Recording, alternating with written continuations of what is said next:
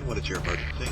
Every day, emergency services call handlers expertly deal with those in desperate situations. When we pick up 911, you never know what type of call you'll answer. Taking calls from terrified victims. This is not a joke. I'm gonna die. I'm gonna bleed to death. I'm afraid. No, you're not, sir. To listening to cold-blooded killers. My friend and I got into an altercation. I am the only one who came out alive. Are you telling me you killed somebody? These are the stories behind the emergency call. I can honestly say I could never have been trained enough for that call doctor. With never-before-seen footage, we explore the real story behind the most shocking emergency calls. My son fell in with a gorilla. He's dragging my son. I can't watch this.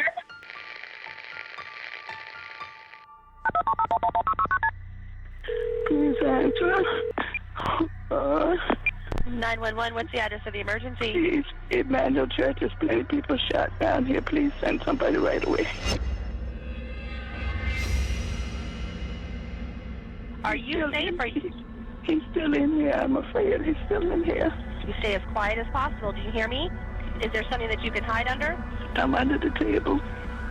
He's coming.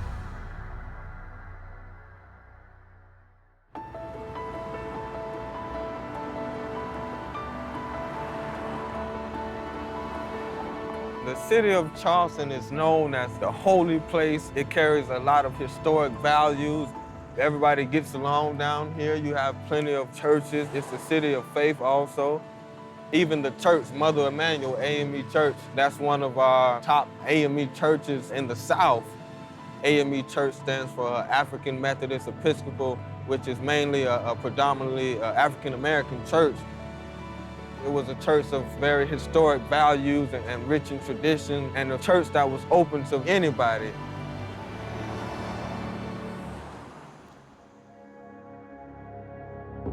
Emmanuel Church? Emmanuel AME 110 Calhoun. And there's people shot? Yeah, he shot the pastor. He shot all the men in the church. Please come right away.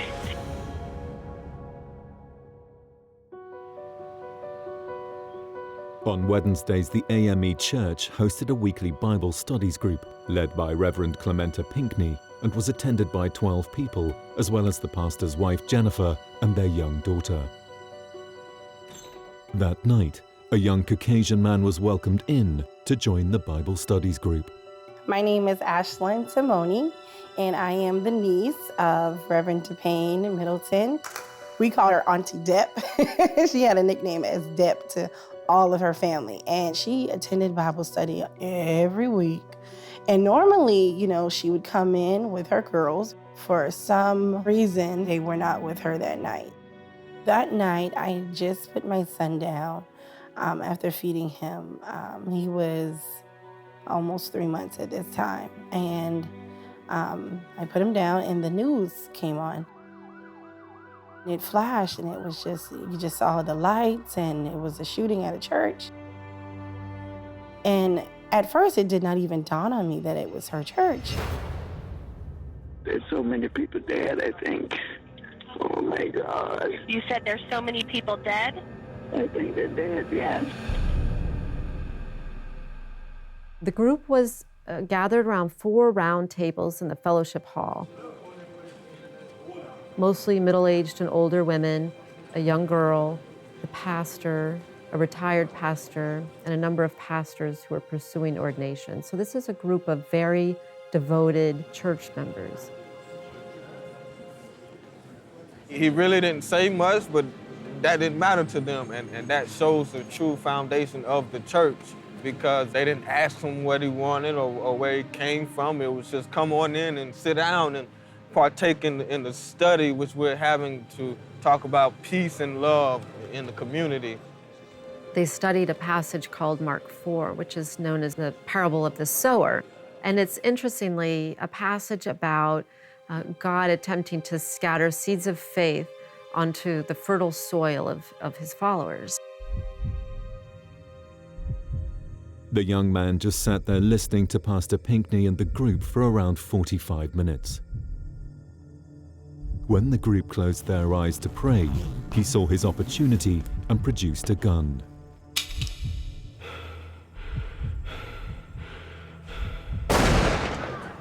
He shot Clemente first, and As Clemente fell, Dan Simmons Sr., who was a retired pastor and an Army veteran, stood up and Roof shot him.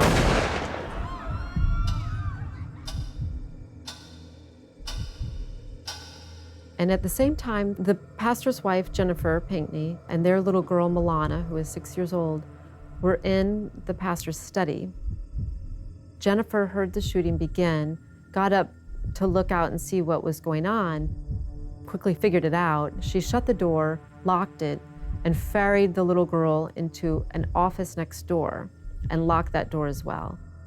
Jennifer pushed her little girl under a desk and tried to decide what to do.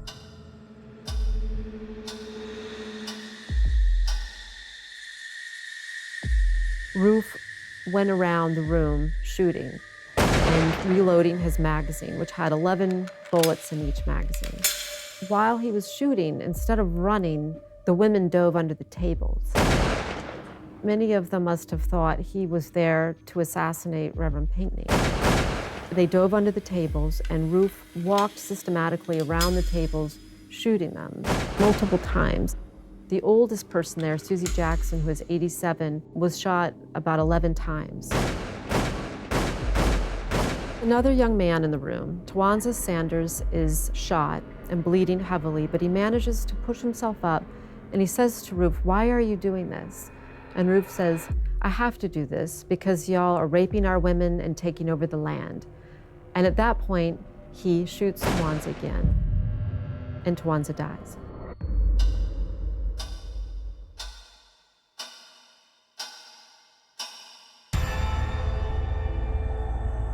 Roof goes around the table until he reaches Polly Shepard. And Polly is cowered under the table praying out loud.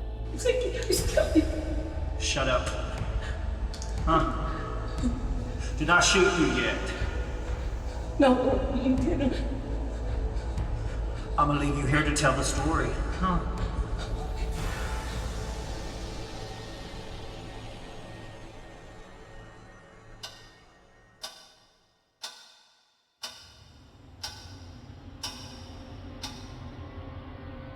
With the gunman leaving the room, Polly searched the bodies of her friends to find a phone to call 911. Where are you inside the church? In the lower level. You're in the lower level? Where is the shooter? He's in the office. Please send somebody right with me. Yes, ma'am. I've got officers en route to you. Don't hang up with me. I want you to stay on the line with me. You stay as quiet as possible. Do you hear me? Yes, I'm under the table. It's hard to imagine the sheer terror that Polly must have felt at that moment. But she calls and is really almost just gasping for air when she's trying to explain to the 911 operator what's happened. How many people are in the building? I don't have an idea, Mrs. But 10 of us. Are you all in the same area? Are there people upstairs? No, we're in the same area. You're all downstairs? Yes, please, help us, please. Okay, is there, yes ma'am, Miss Polly, I've got help coming to you as fast as they can. She does not know if the shooter is still in the church. She doesn't know if there's other shooters. All she knows is that she needs to get help there quickly. In the front office, Pastor Pinckney's wife Jennifer and their young daughter are hiding under a desk, not knowing if the gunman was heading their way. Now Jennifer tells her daughter, "Stay here. If something happens to me, I want you to stay here and don't you say a word, and don't you come out." She slips back into the pastor's office, finds her cell phone, and comes back and calls 911. 911, what's the address of the emergency? I am Emmanuel, Mother Emmanuel. You're a Mother Emmanuel?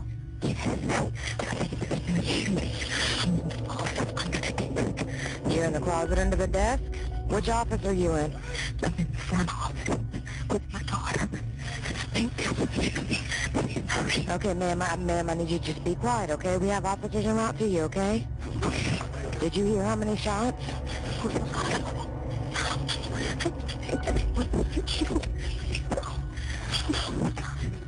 Hey, Miss Pinckney, I want you to stay where you are. The officers are there, and they're going to be coming in the building, but I want you to stay right where you are, okay? Yes, ma'am. Okay. There's people out there moaning. All right, Miss Pinkney, just stay on the line with me, okay? Just stay right where you are.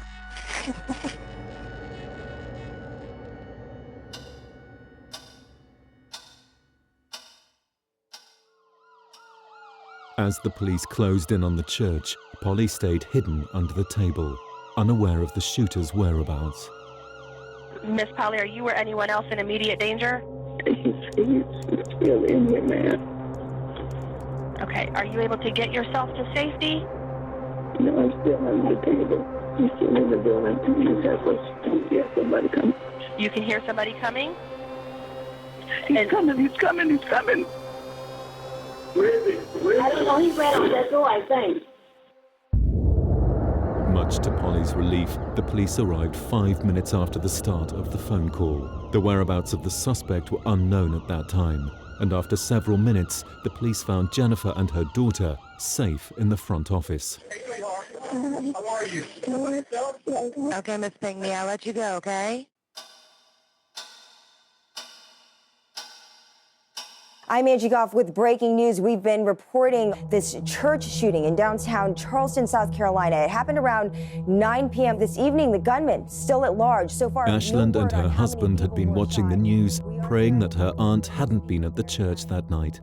Me and my husband, we saw the news, and I literally made a post on Facebook, and I was like, what fool shoots up a church? You know? And immediately after I did it, I got a call from another cousin, and she said, hey, Ash, isn't that Deb's church?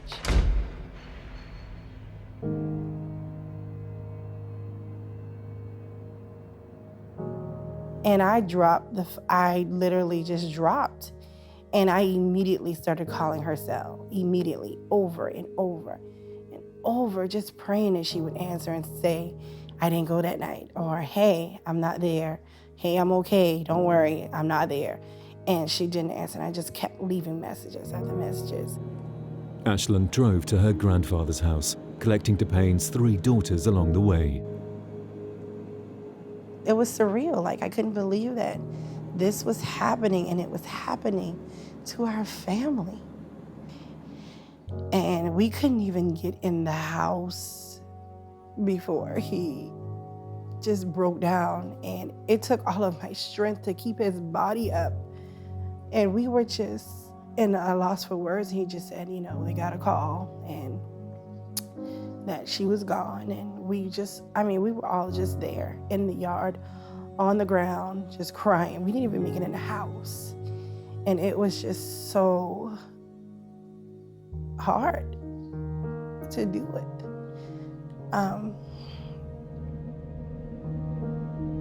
As Ashland and the residents of Charleston mourned the loss of their family and friends, the police's attention turned to the identity of the perpetrator. The next morning, the police came across the church's surveillance footage. In that footage, they saw a young white man entering the church and leaving the church. And so they had an image to work with. Did you see him at all? Yes, he's a young 21-year-old white dude. Do you know what his name is? No. He didn't say. Okay. The FBI launched an appeal on the news for any information on the identity of the suspect. That morning, his father and sister and some other people recognized him and contacted the authorities and said that this young man was Dylan Roof. I knew Dylan Roof. We met in the 7th grade. We were both around 11 or 12. Dylan didn't say too much, but you could tell that the mental capacity was that of high intelligence. He didn't bother anybody. He was quiet. He stayed to himself. When he did talk, sometimes he would make little jokes, and it would be quiet, but if you heard the joke, it would make the whole class laugh. So yeah, he was a nice, quiet young man. But you could tell it was some things bothering him at home. There were drastic changes in Dylan's home life. with his mother being evicted from her home in 2009 and his father's business falling into debt. The only relationship he had with his father was through work, and that wasn't a good one. So, maybe that had an effect on him when he started to, really grow up. But I think that's when the real shift of his whole demeanor towards people kind of changed. Roof had been at large for over 12 hours, and the police had caught a lucky break. Dylan Roof fled the city and drove along country roads through South Carolina and up across the border of North Carolina, where a woman was driving to work.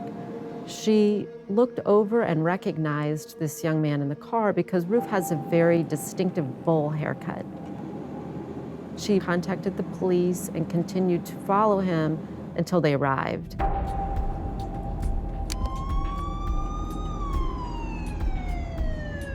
And so then police in Shelby, North Carolina, which is a small town just over the border, pulled him over and arrested him.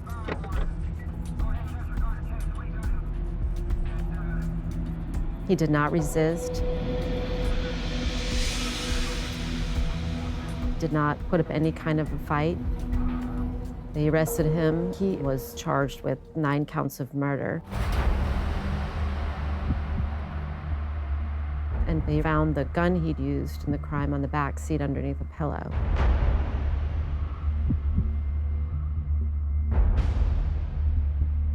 Dylan Roof left really a breadcrumb trail for police to follow.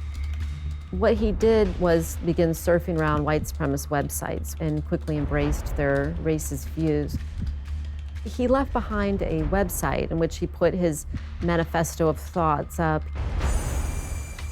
He posted quite a number of photographs of himself traveling to different Confederate and slave-oriented sites around Charleston, but sites that could be viewed as racially inflammatory.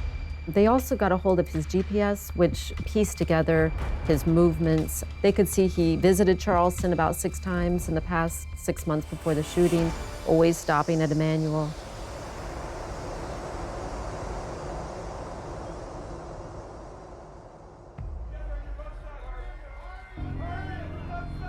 Once the shooter was apprehended and we were able to see who it was, and I honestly didn't have a feeling. It was just anger.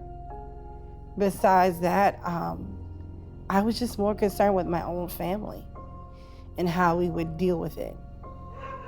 48 hours after the incident, a bond hearing was called. Dylan Roof only appeared via a video screen. He issued only very quiet, short yes-ers to the magistrate who presided over the hearing. He offered no other commentary about why he'd done this. I don't say his name. He has no name to me. But he didn't even come in court. It was just like a video of him in a back room or something, because he didn't have the decency to face us. Dylan Roof went to a gun store called Shooter's Choice in Columbia and attempted to buy his firearm. What kind of gun did you use? A Glock 45. Okay. Was that your gun or? Yes, I bought it from the gun store. So he applied for this background check, and the store owner put it through as required. Roof had been previously arrested for possessing something called Suboxone, which is a narcotic that he did not have a prescription to have. That arrest should have prevented Roof from passing the federal background check.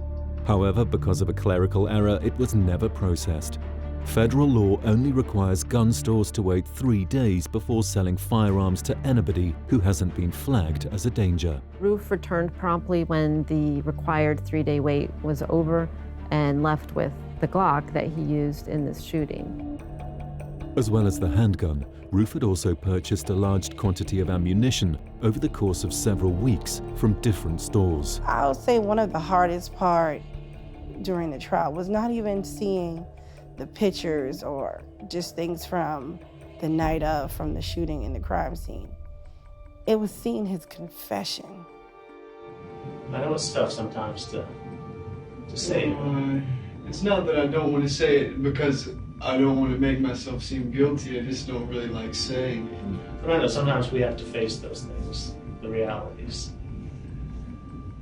Seeing his integration of how he sat in a chair and did not have any remorse. How sick can you be to sit and pray with people before you shoot them? Like, who does that? On the night of the shooting, within 6 minutes, Roof had fired 77 rounds of ammo at the members of the Bible Studies group. He left 9 dead and changed the lives of everyone in the Charleston community forever. To hear each victim's family talk about their memory and their legacy and who they were, it was very heartwarming. And it also made you feel sad, like, wow, this person was awesome and you took them away. No matter what anybody would go through, I personally myself would have never thought or imagined that Dylan Roof would have done something like this. Still to this day and years after the funeral, it's sometimes still hard to imagine that someone that I sat with in class, we learned together, talked together, to really think about, that he actually did this, it still shocks me to this day.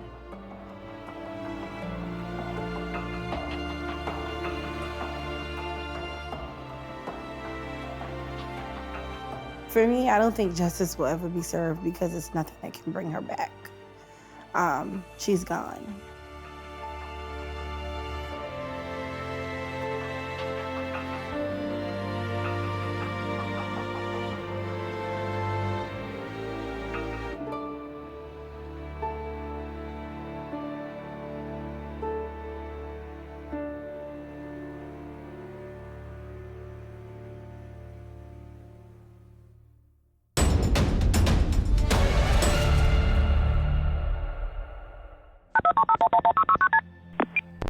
Fire rescue.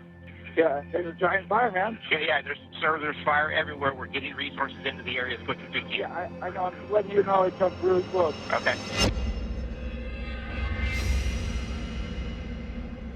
We have fire everywhere in Paradise. The hospital's on fire. This thing's cranking. There's a fire. My wife said the fire is on my property. Yes, ma'am. Go ahead and evacuate. We have the fire department en route. I'm trying, but I think it's blocking the road. Ma'am, get out as fast as you can, okay? Okay.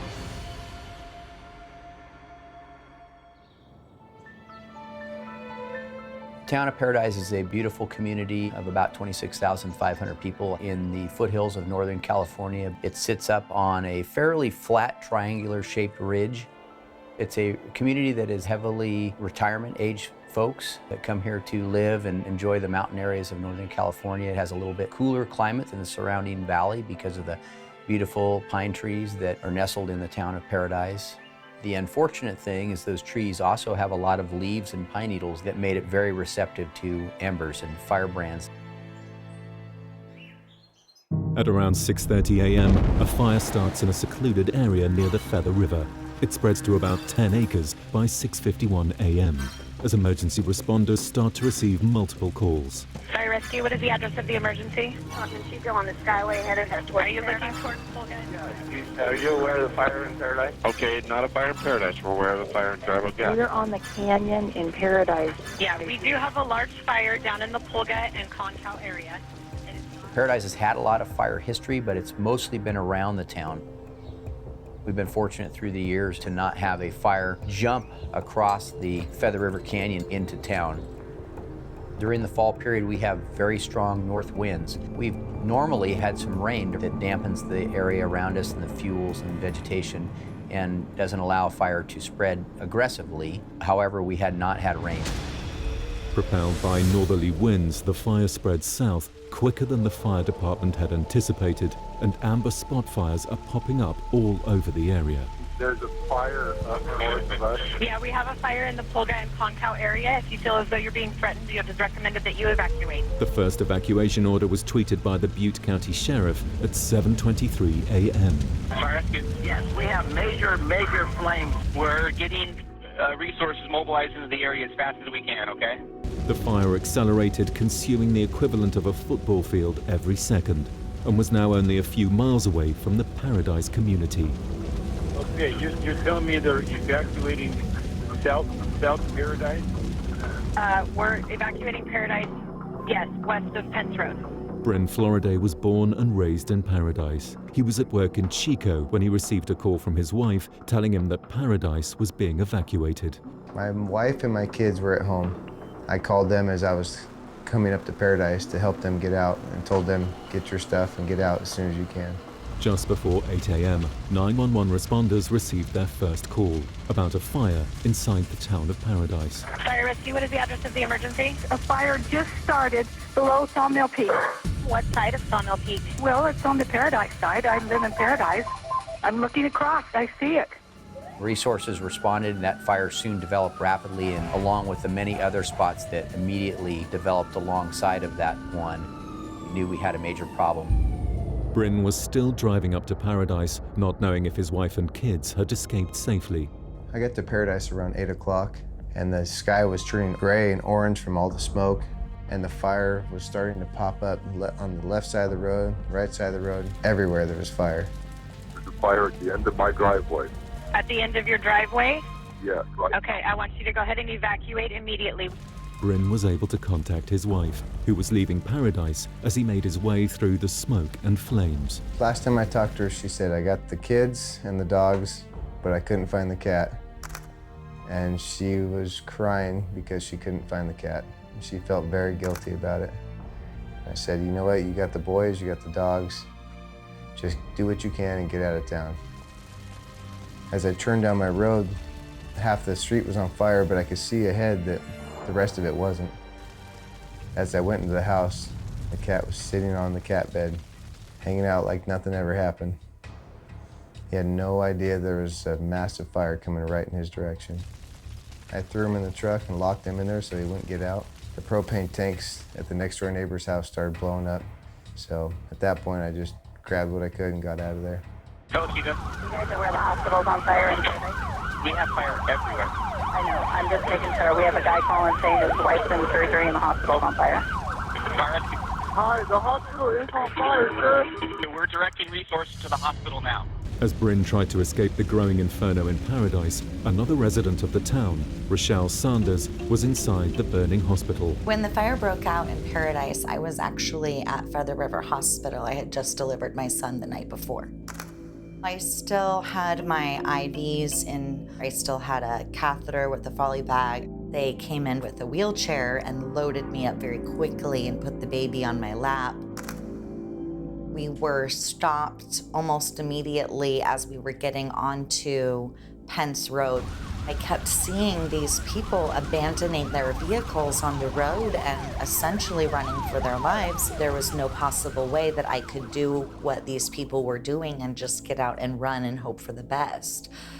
So the most terrifying part for me was I'm going to be stuck here and trapped in this car, and there's nothing I can do to get to safety or to even attempt to get my child to safety.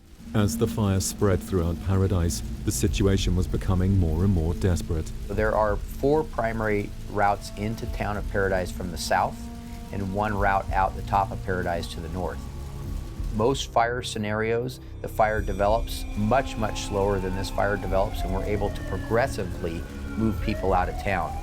But unfortunately, Mother Nature dictates the conditions, and she had her grip on this fire from the very time it started.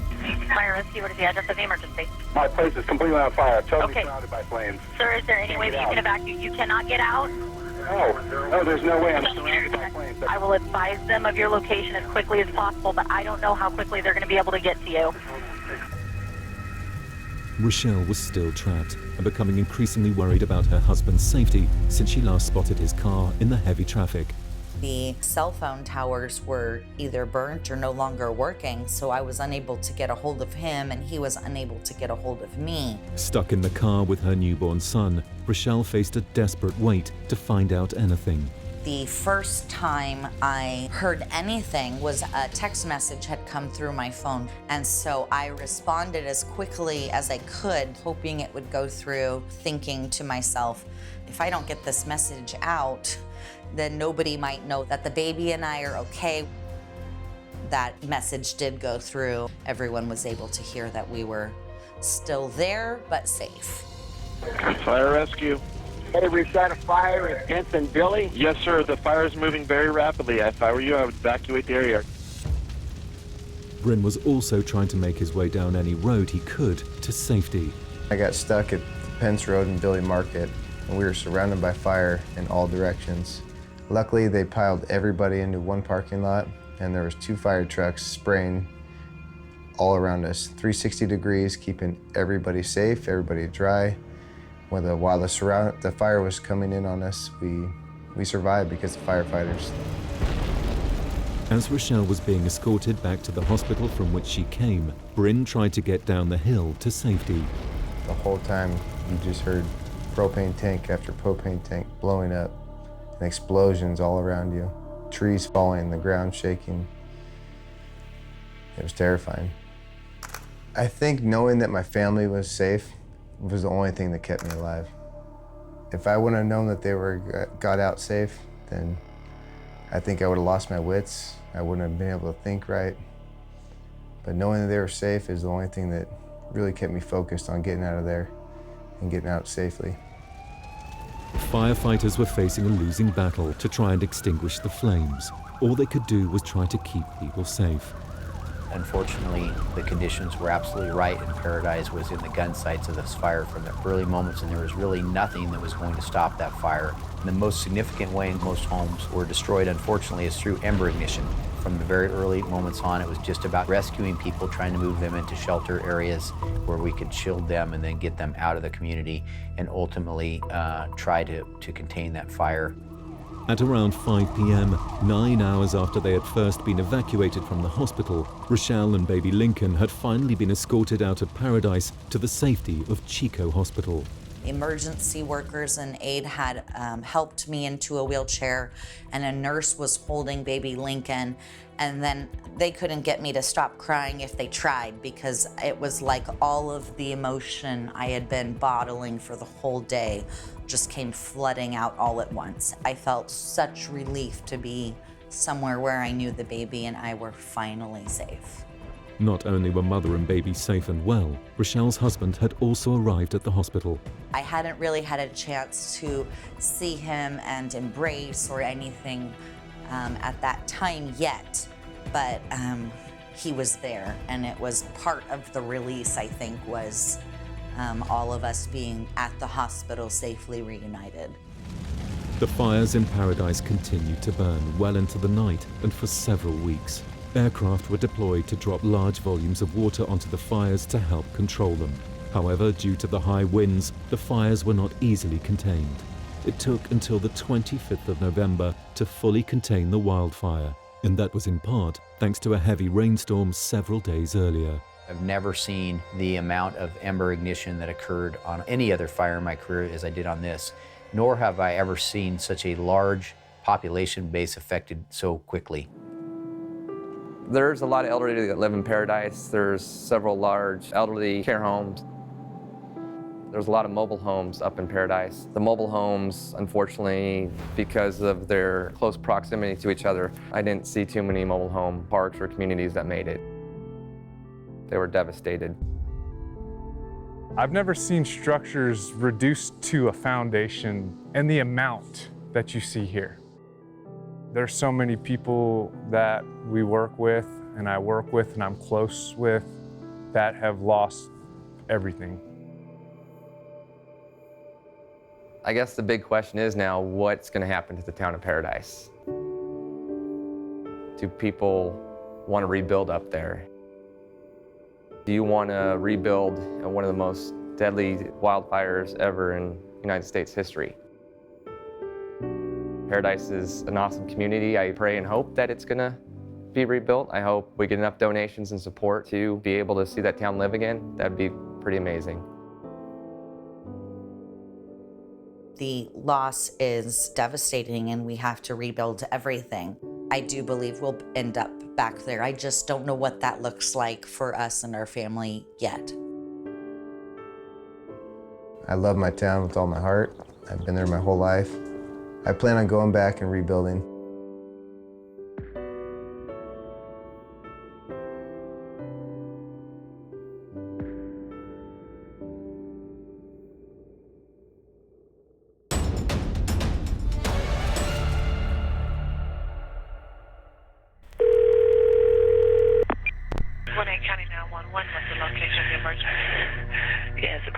someone to the house.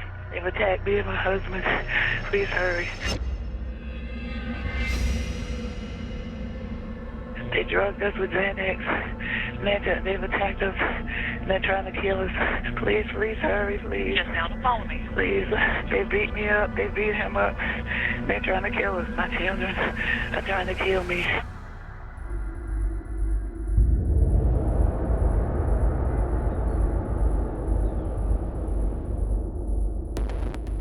Our shift had started at about 6:30 that morning, and I can remember I was the only supervisor working the shift that morning.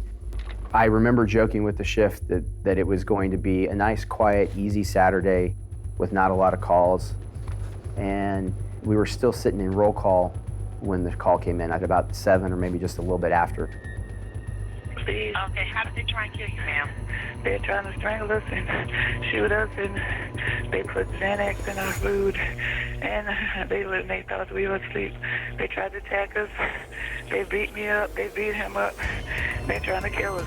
Their names are Chris and Cameron Irvin. Their name are what? Chris and Cameron Irvin.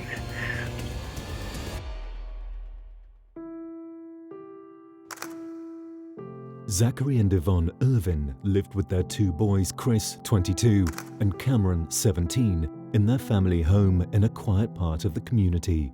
From the outside, the Irvins appeared to be the perfect family. They took trips together, and then I know on their social media they had the pictures of them doing things together. They were very involved in their church, in their community. They were involved in the school. Mr. Irvin had a good job with a shipping trucking company.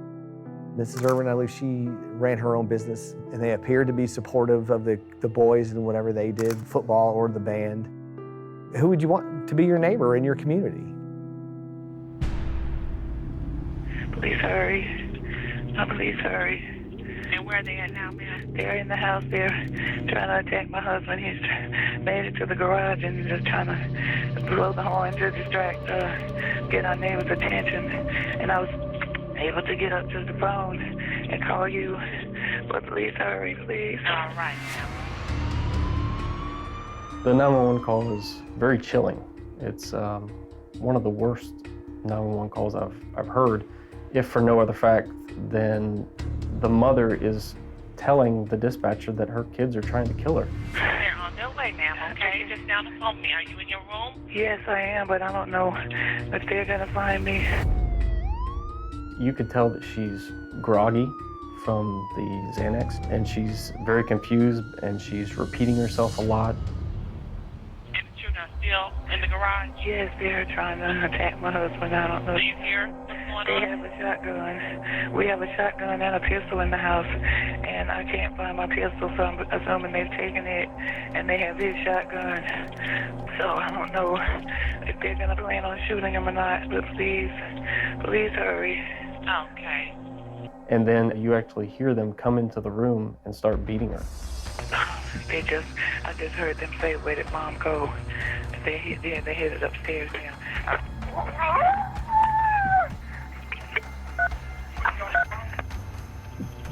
Hello? The police are on their way. It's on their way.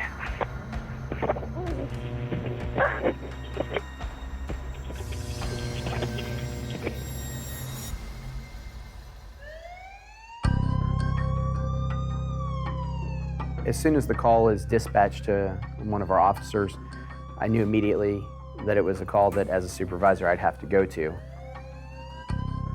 When I arrived, I could hear off to my right the garage door opening. As it was opening, I saw the father coming out, who was bloodied, dressed only in his boxer shorts, bleeding from a lot of areas. As the father came towards me, I was asking, where are the boys? And almost on cue, one of them came out right behind him. I already had my firearm out and told him to get on the ground. He was compliant, didn't offer any resistance whatsoever. So the first subject ended up being the younger brother, Cameron. He told us that Christopher was still in the house.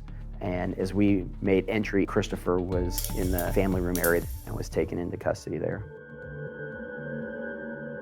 When the police took the brothers into custody, they searched the house, finding Yvonne beaten and bloodied upstairs. She was rushed to hospital with her husband, Zachary. Only once the police started to interview the brothers did the reasons behind the attack unfold. I believe the parents ran kind of a strict household, and so I think Christopher and Cameron kind of resented those rules and all the things that they had to do around the house.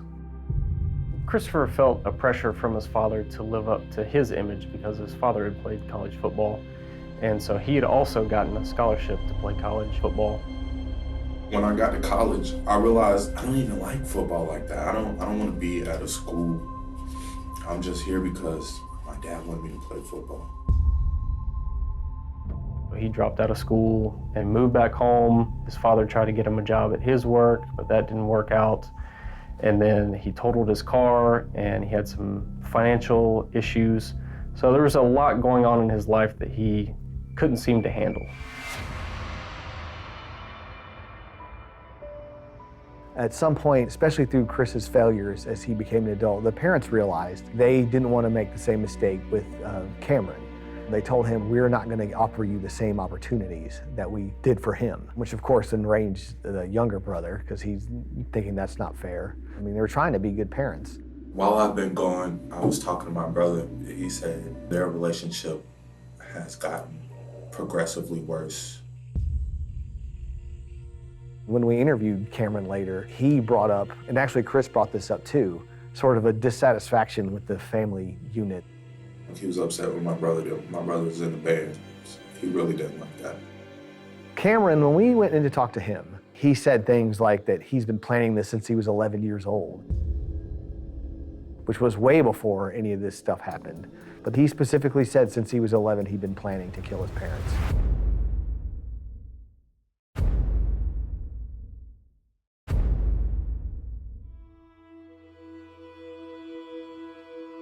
When we went into the house, going in through the garage, there was blood all over the floor of the garage. The two vehicles that were in there both had blood on it. As we walked into the kitchen, it was disheveled. Drawers were open. There was blood in a lot of different places. Looking through the kitchen into the living room area, things were just messed up in every room that you looked in. The Irvins were being transported to the hospital. They weren't aware if they were going to survive or not from their injuries, especially with the amount of blood loss that Mr. Irvin had.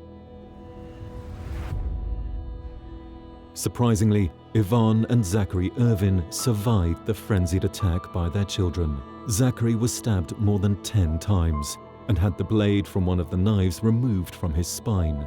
And the boys had repeatedly hit their mother in the face, leaving Yvonne battered and bruised.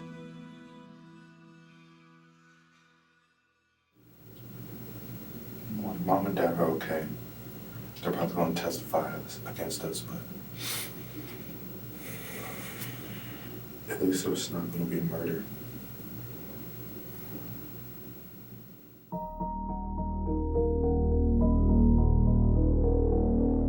So both of them had kind of gotten into an argument with their parents the week before, and so they were kind of doing this meal as just an apology to their parents. Both the parents, especially the mother, said that them cooking at all was very out of the ordinary. They had decided to drug them with Xanax, and they ground it up and put it into a mixed drink. In the one pitcher, they had made the drinks and they had poured it in to theirs, and they drank separately. The plan was that while they were asleep, they would go through the house and they opened every single gas thing they could find. They got the idea to blow up the house from a TV show called The Have and the Have-Nots. They said that this was their parents' favorite TV show, so they watched it every week. And one of the characters on the show blew up a house by using the gas in the fireplace, and they thought it would work. They were out in the car for hours waiting for the house to blow up, and when it didn't, they realized that this plan wasn't going to work. Christopher actually said, well, we've already started this, we need to finish it. So then they came back inside, they went around the house and they ransacked it to make it look like a robbery. And then they went upstairs and each of them took a parent.